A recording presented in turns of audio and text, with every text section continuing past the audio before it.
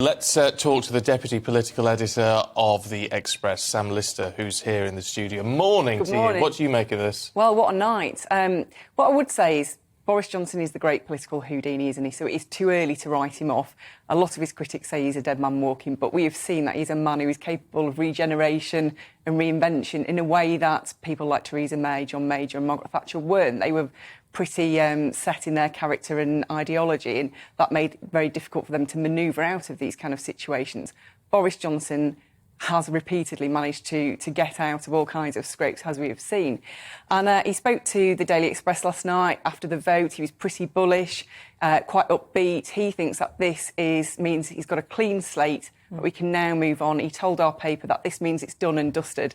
I think that might be a little bit hopeful, though. Well, I mean, not least, we've talked a lot about the by-elections. We've also got this inquiry into whether or not, parliamentary inquiry into whether or not he misled Parliament. Those are going to be difficult for him to move the dial away from that conversation that he's so desperate to move on from. Yeah, and also there is the COVID inquiry looming as well. So there are potential, pitfalls for him over the next year. Even before that, in the next few weeks, if we had a series of resignations, that would be a danger point for him. The two by-elections. Now, there are a few international summits over that period, which he would be expected to go to, which would mean he would be out of the country for quite some time. And that obviously is a dangerous time for him, because that would mean that people could coordinate and try and find some new way to force him out. Now, obviously, under the rules, he's got a year now because he's won this leadership contest, but there are other ways to frustrate him.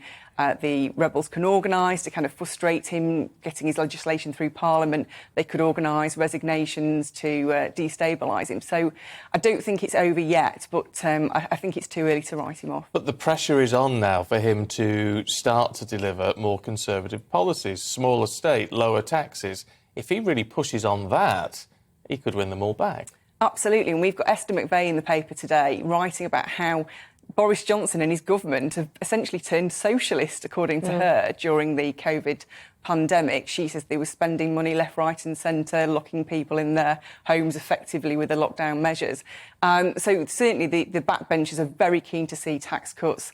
They want to see a return to conservative values. And I think that would make a big kind of headway into winning back support.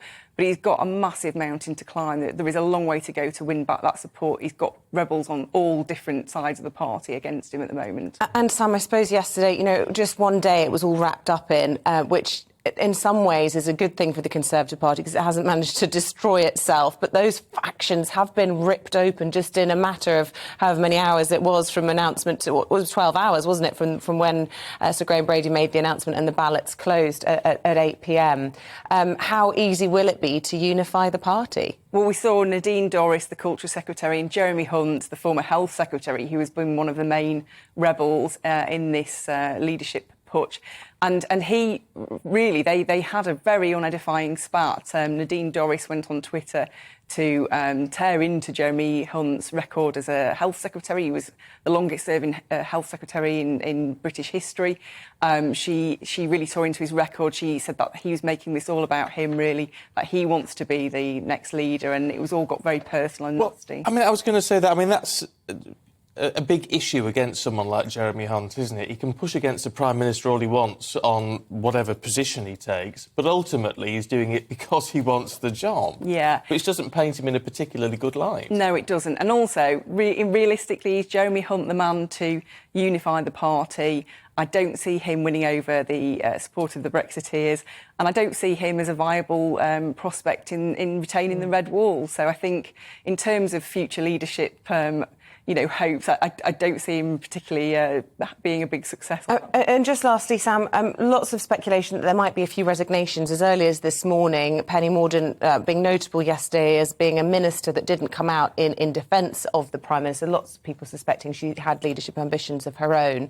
We could see resignation from her or indeed from any other more junior ministers as well. Yeah, people are watching Penny's movements very closely. Of course, she supported Jeremy Hunt in the 2019 leadership election and consequently lost her job in the cabinet as a result.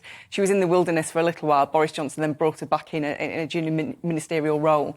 But certainly Number 10 are watching her very closely, and you could see her be the first to go and perhaps a few others. So we could have a few developments in the next few hours. Yeah, I think you might be right. Sam, thank you very much indeed. Good to talk to you this morning.